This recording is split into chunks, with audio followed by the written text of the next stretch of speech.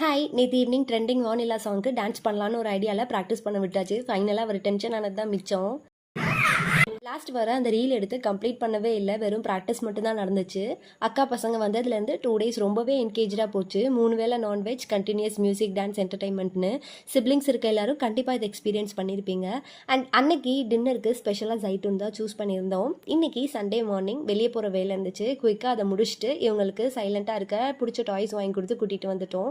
And ஃபைனலாக நாளைக்கு school இருக்கனால இன்னைக்கு சென்னைக்கு ரிட்டர்ன் ஆகுறாங்க. அண்ட் இன்னைக்கான லஞ்சாக பக்கெட் பிரியாணி தான் சூஸ் பண்ணியிருந்தோம்.